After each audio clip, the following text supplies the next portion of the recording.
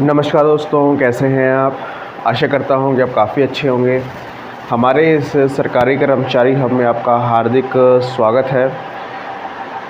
तो जो आप चाह रहे थे वो चीज़ सरकार ने यहाँ पर अनाउंस कर दी है और पेंशनरों के लिए बहुत बड़ी खुशखबरी, क्योंकि 5 नियम जो हैं पेंशनरों पर लागू हो चुके हैं। कल शाम को पूरा ऑर्डर यहाँ पर आ चुका और साथ में आपका जो फिटमेंट फैक्टर 3.833 था उसको रिजेक्शन मिल चुका है और आपके जो नए फिटमेंट फैक्टर है जो बहुत कम है उसको मंजूरी यहाँ पर मिली है। और कहाँ पर?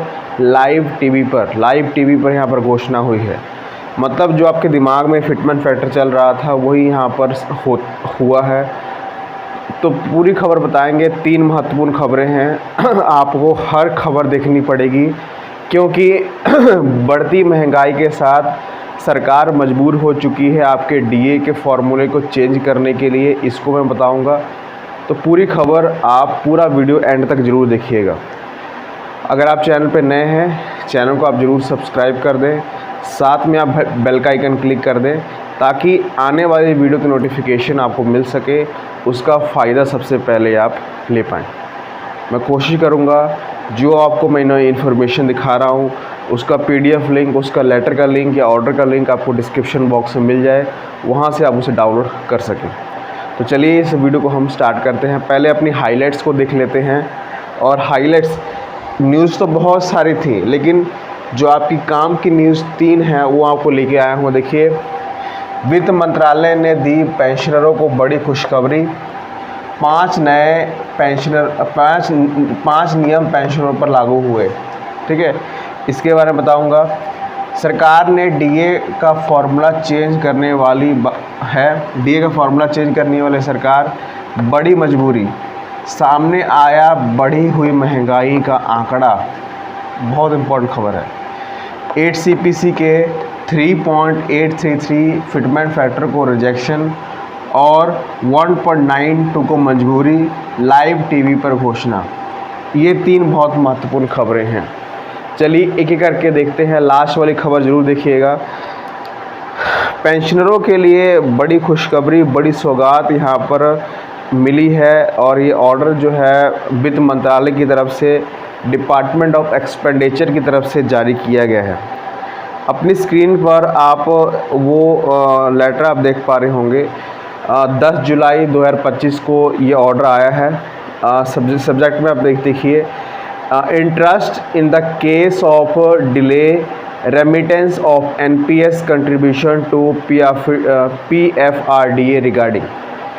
जो NPS में है, यहाँ पर OPS या UPS की बात नहीं है, जो NPS में है वो NPS को कब ज्वाइन करते हैं, उनका इंटरेस्ट रेट कितना बनता है, उनका पेंशन कितना बनता है। अगर उसमें कुछ देरी होती है उसके लिए यहाँ पर नियम लागू किए गए हैं। ठीक है, यहाँ पर अपनी स्क्रीन पे आप देख पा रहे होंगे। मैं को एक एक करके आपको कुछ हाइलाइट्स दिखाना चाहूँगा। देखिए, यहाँ पर कुछ नियम हैं बताए गए हैं। देखिए, एक पढ़ के आपको बताता हूँ, आपको सारा कुछ समझ यहाँ पर आ जाएगा। देखिए, लिखा गया है, in the view mention stipulation under CCS rule the office advise to strictly adhere to the prescribed timeline for remittance NPS subscription.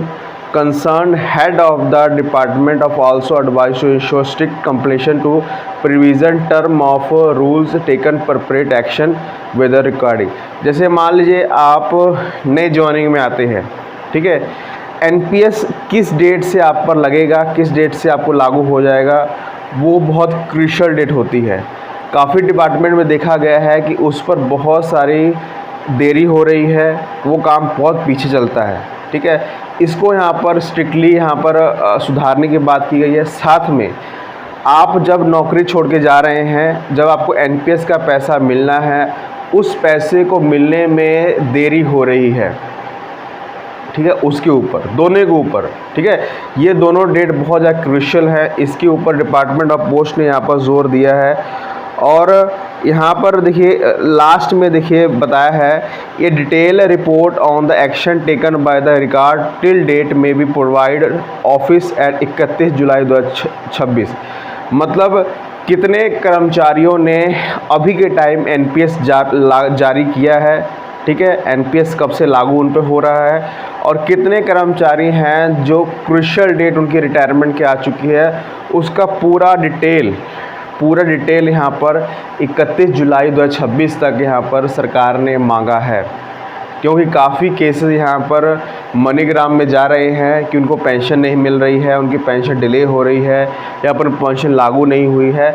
इन सभी केसेस को देखते हुए सरकार ने यहाँ पर ये ऑर्डर निकाला है और 5 महत्वपूर्ण जिसमें चीज़ें हैं वो जारी की गई हैं, ठीक है। तो इसको आपको पढ़ना पड़ेगा पूरा, तब आपको पूरा यहाँ पर क्लियर हो जाएगा। इसमें सारा कुछ यहाँ पर बता दिया गया है, इसे मैं डिस्क्रिप्शन बॉक्स में यहाँ पर दे रहा हूँ और इसको आप पढ़िएगा ज़रूर, ठीक है। चलिए आगे बढ़ते हैं अगली खबर की तरफ। सरकार ने डीए का फॉर्मूला चेंज करने का मन बना लिया है क्या? अब देखिए क्या हुआ है, अपनी स्क्रीन पे आप देख पा रहे होंगे, क्योंकि ये खबर अब ऐसा नहीं है कि हमें कहीं से मिली है, ये न्यूज़ चैनलों पर चलाई गई है। अपनी स्क्रीन पे आप देख पा रहे होंगे, महंगाई के मोर्चे पर झटका, जून से थोक महंगाई दर बढ़कर 9.87 के स्तर पर पहुंच गई है। अब ये इतिहास से पहली बार हुआ है कि बीते 16 महीने में इतनी महंगाई बढ़ गई है, और इसमें बताया गया है कि क्या क्या चीज़ें बढ़ गई हैं। आप रेट याद रखिए, 9.87 यहाँ पर थोक महंगाई दर हो चुकी है। इसमें देखिए अपनी स्क्रीन पे आप देख पा रहे होंगे, जो ओवरऑल जो इन्फ्लेशन है, पहले जो था 9.6 था, अब जो है 9.86 हो चुका है। फूड में बहुत ज़्यादा बढ़ोतरी हुई है, पहले ये 4.49 था, अब ये बढ़कर 6.14 हो चुका है, ठीक है। अपनी स्क्रीन पे आप देख पा रहे होंगे, जो प्राइमरी आर्टिकल्स हैं वो पहले 4.99 पे चल रहे थे, अब इसे 7% हो चुके हैं, बहुत बड़ी बढ़ोतरी हुई है। और जो मैन्युफैक्चरिंग प्रोडक्ट हैं पहले 7.48 थे, ये सेम रहा है, लेकिन यहाँ पर देखिए जो फ्यूल और पावर था, पहले महंगाई पहले जो था ये 27 था, अब ये बढ़कर 30 हो चुका है। मतलब सबसे ज़्यादा जो फूड के प्रोडक्ट हैं उसमें इन्फ्लेशन आया है, उसमें बढ़ोतरी यहाँ पर हुई है।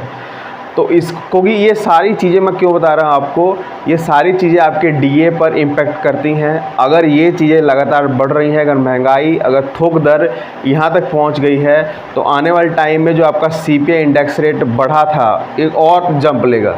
मतलब अभी 1 महीने का डाटा अभी आ जाएगा 2-3 दिन में, आपको मालूम चल जाएगा। क्या पता आपका जो डीए है 4 से 5% की बढ़ोतरी देखने को मिले, और आगे भी जो आपका डीए का फॉर्मूला है उसको चेंज करे सरकार। ये मजबूरी बन चुकी है, क्योंकि इतनी थोक दर जो है पहले इतिहास में कभी नहीं हुई थी, ये इसी महीने यहाँ पर जारी हुई है।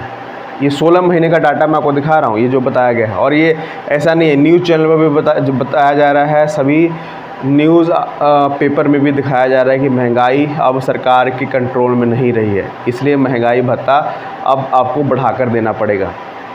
अब देखते हैं सरकार कैसे नियम को लागू करती है। अब 2-3 दिन बाद जब जो हमारा प्राइस कंज्यूमर इंडेक्स का डाटा है वो सामने आ जाएगा, उसके बाद यहाँ पर सारा कुछ क्लियर हो जाएगा। चलिए आगे बढ़ते हैं।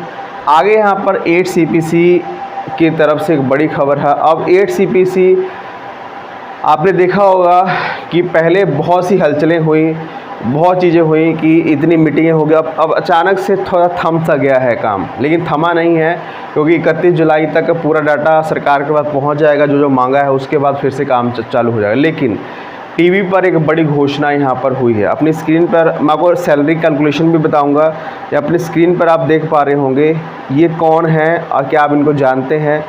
यहाँ पर ये जो अपनी स्क्रीन पर आप देख पा रहे हो, रेलवे के बहुत बड़े जो है यूनियन के संगठन के मुखिया हैं, ठीक है।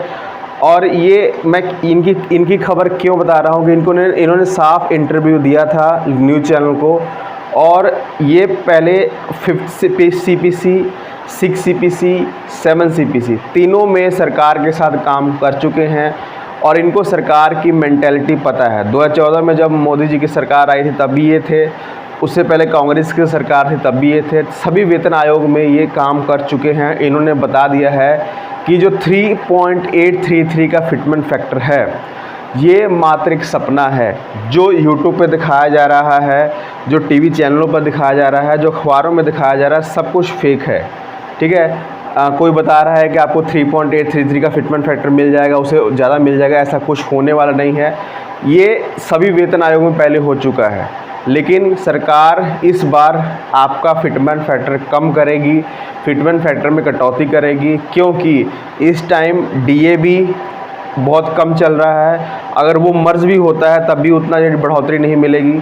ठीक है, और साथ में सरकार की कंडीशन वैसी नहीं है। सरकार अगर 1.92 से ऊपर जाती है, अगर 2 से ऊपर जाती है, तो सरकार के ऊपर कर्जा चढ़ेगा और ये सरकार अफोर्ड नहीं कर सकती। ये मैं नहीं कह रहा हूँ, इन्होंने साफ साफ इंटरव्यू में कहा है कि आपका फिटमेंट फैक्टर आप मान लीजिए, कंफर्म मान लीजिए कि 1.92 से ज़्यादा नहीं होने वाला।